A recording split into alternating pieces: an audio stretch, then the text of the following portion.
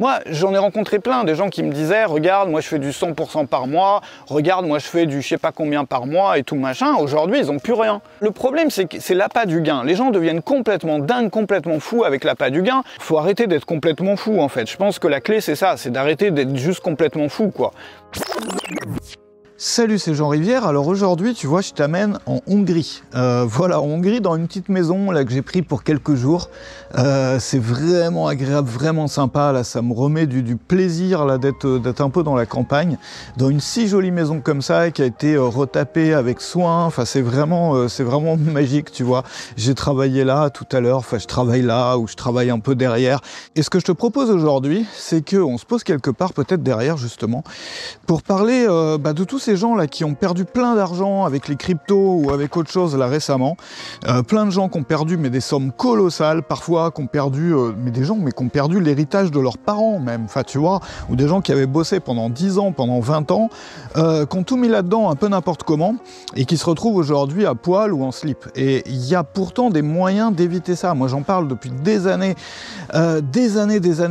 ça fait maintenant quasiment 10 ans la première fois où j'en ai parlé. Il y a un truc qui s'appelle les 16 règles de la sécurité financière. Et c'est un truc duquel parlait un auteur, moi, que j'aime beaucoup, qui s'appelle Harry Browne. Si tu n'as jamais entendu parler, je te conseille son livre qui s'appelle How I Found Freedom in a Non-Free World, qui veut dire comment j'ai trouvé ma liberté dans un monde qui n'est pas libre. Et il t'apprend à reconstruire ta liberté par toi-même, en fait. Et cette personne-là avait des super règles en termes de sécurité financière. Et on va parler de quelques-unes de ces règles-là. Si tu appliques ces règles-là, je veux dire, c'est pas possible de se retrouver en slip si tu commences à t'intéresser au placement, si tu commences à t'intéresser finalement, quels que soient les produits financiers que tu utilises, ça te permet de faire ça en sécurité. Donc où est-ce qu'on va se mettre pour parler de ça? Je pense qu'on va se poser juste là, devant la maison, ça va être sympa. Bah tiens, je peux me poser sur un banc là. Voilà, je mets juste la caméra sur un truc et je t'explique ça. Alors, la première des règles, c'est que c'est ta carrière qui doit créer ta richesse. C'est ta carrière qui doit créer ton patrimoine. C'est pas tes investissements, c'est pas tes placements.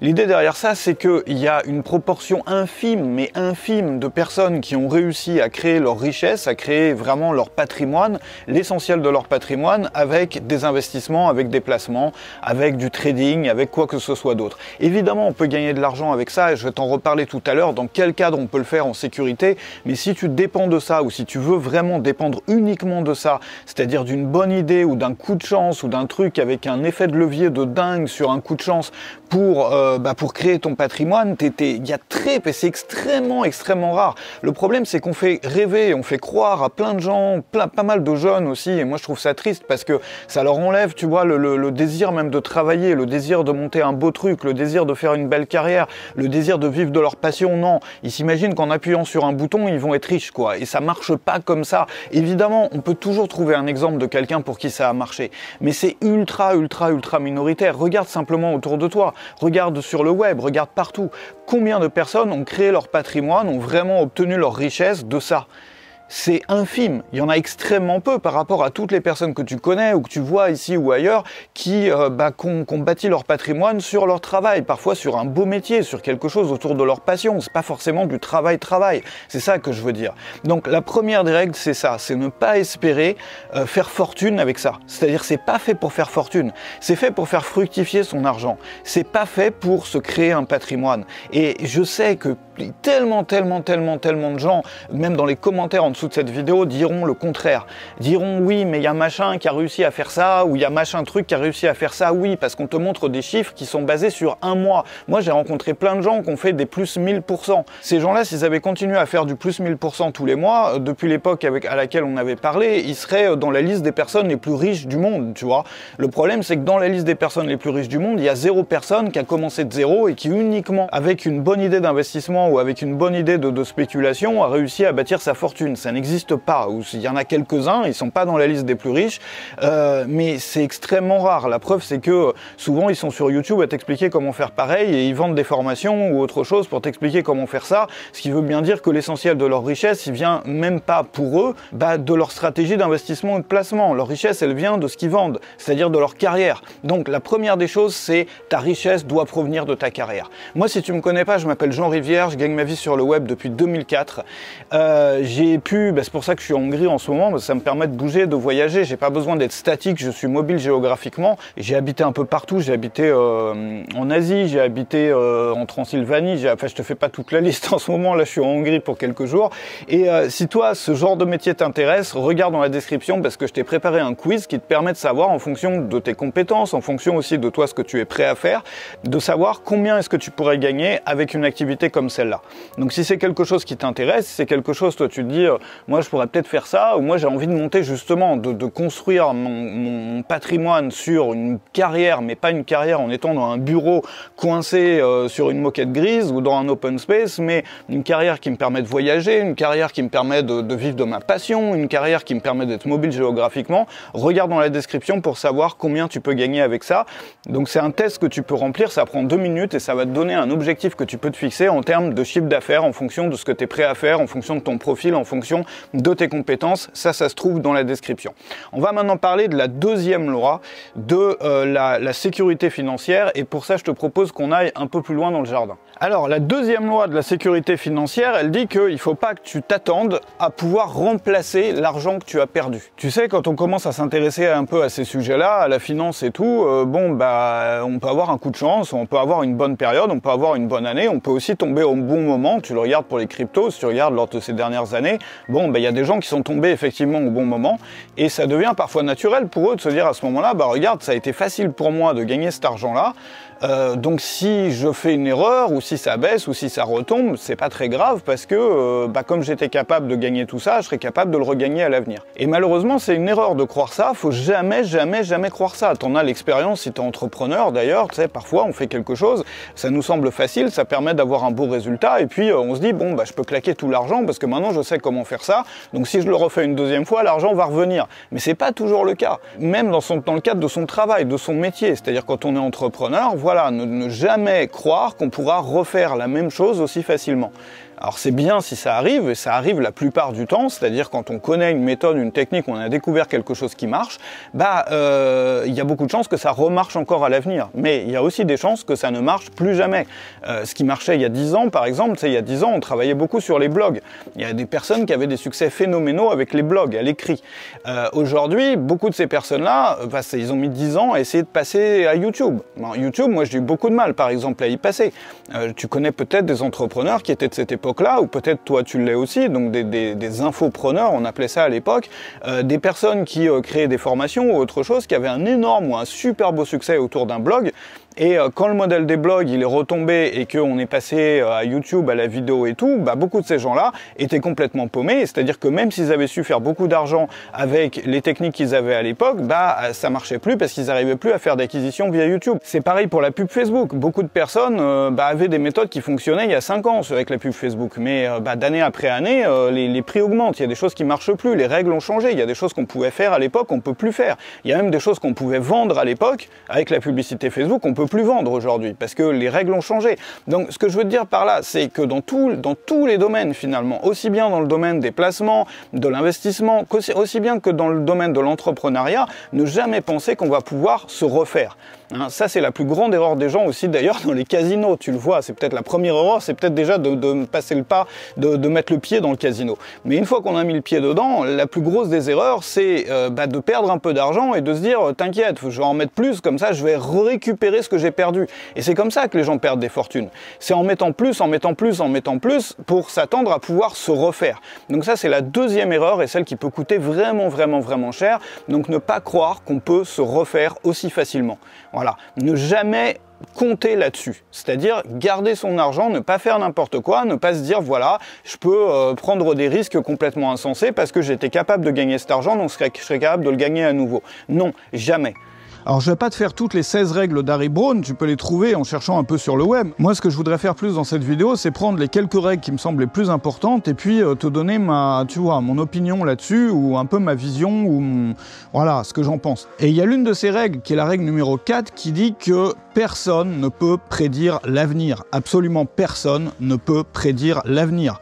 On n'est pas Madame Irma et même si on était Madame Irma, si tu regardes la liste des personnes les plus riches au monde, t'as personne qui est voyant ou astrologue dans cette liste. existe. Il n'y en a pas un. Bon.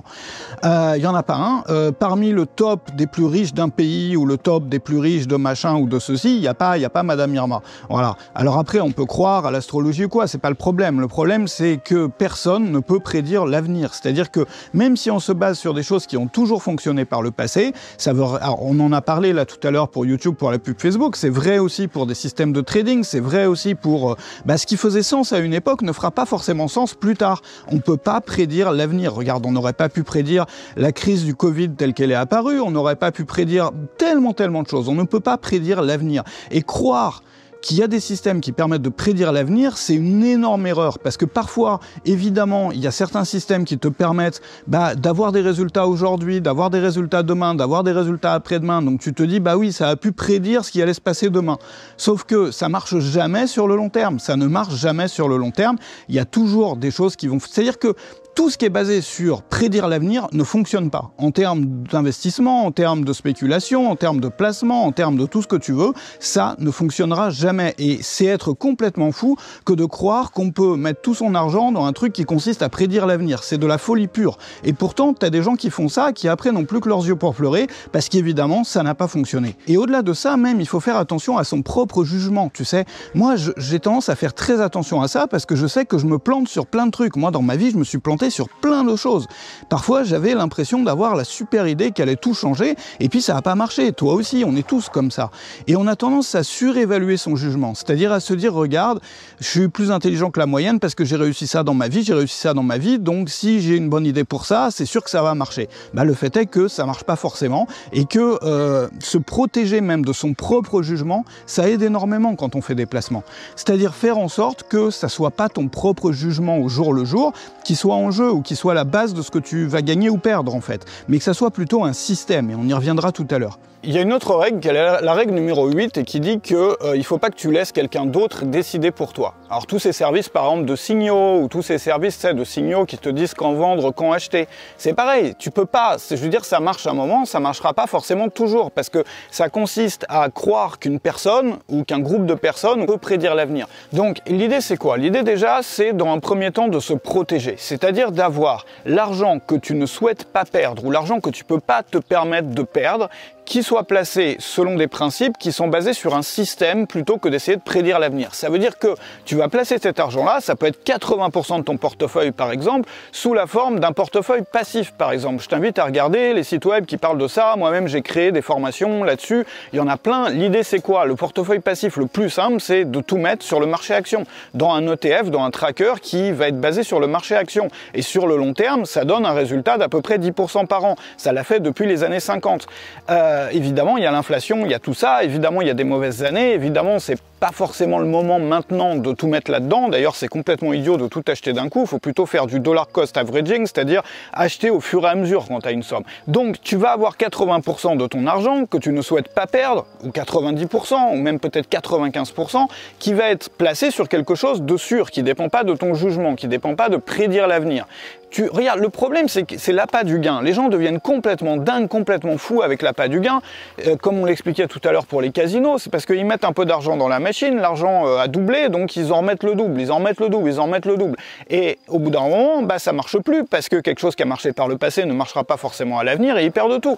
Ou bien, ça marche, d'un coup ça marche pas, donc ils veulent se refaire, donc ils viennent avec une liasse de cash. Évidemment, la liasse de cash, elle disparaît. C'est comme ça, c'est les mécanismes exacts qui font qu'on perd son argent, et c'est exactement pareil que ça soit, je sais pas, chez un casino, ou que ça soit dans les cryptos, ou que ça soit avec des ETF, ou que ça soit avec des actions. C'est exactement la même chose. Donc l'idée, c'est que là, on n'est pas là en train de dire on va gagner 1000% par mois. Là, on est en train de dire, voilà, c'est 10% par an notre objectif avec ça. Et puis sur une portion de notre capital, là, on peut s'amuser si on a envie de s'amuser. Mais il faut se fixer des règles, c'est-à-dire que il faut prendre en compte que notre propre jugement, c'est une sorte, c'est pas forcément un ennemi, mais c'est quelque chose duquel parfois il faut se méfier. Et plus on a des règles qui nous permettent de nous protéger nous-mêmes de notre propre jugement, plus on dure. Moi, j'en ai rencontré plein, des gens qui me disaient, regarde, moi je fais du 100% par mois, regarde, moi je fais du je sais pas combien par mois et tout machin. Aujourd'hui, ils ont plus rien. Alors moi, je faisais beaucoup moins que ça, moi je faisais du 10% par an en moyenne. Enfin moins que ça même, parce que moi j'utilise des portefeuilles qui sont plus, voilà, donc c'est plus dans les 7%, mais moi j'ai 7%, tu doubles ton argent en 10 ans. Voilà, 10%, tu doubles ton argent en 7 ans. Eux, ils doublaient tous les mois, et puis aujourd'hui, ils sont à la rue, il n'y a plus rien. Tu vois ce que je veux dire ou pas? Donc, est-ce qu'on a envie de faire du yo-yo comme ça, avec son mental, avec ses émotions, avec le fruit de notre travail de 10 années, de 20 années derrière? Je suis pas sûr. Faut arrêter d'être complètement fou, en fait. Je pense que la clé, c'est ça, c'est d'arrêter d'être juste complètement fou, quoi. Et de voir toutes ces choses-là comme un jeu, comme un casino, non, c'est pas ça. Je veux dire, tu as bossé pendant des années, tu vas pas t'amuser... à tout jouer comme ça à la roulette, quoi. Donc regarde ça, les 16 lois de la sécurité financière. Regarde aussi les bouquins d'Harry Browne, moi j'aime beaucoup sa philosophie sur la vie, sur la liberté, tout ça. Ce sont des choses qui font sens en fait, ce sont des choses qui font tout simplement sens. Et si tu veux savoir combien tu peux gagner avec une activité en ligne comme la mienne, ou comme, tu vois, si tu veux devenir formateur ou faire un peu ce genre de métier, et que tu veux savoir selon tes compétences, selon ton profil, combien tu pourrais gagner avec ça, quel objectif tu pourrais te fixer plutôt, parce que c'est pas quelque chose de garanti du tout, c'est plus un objectif que tu peux te fixer en fonction de ton profil, de tes compétences, de tout ce que tu as envie de faire aussi.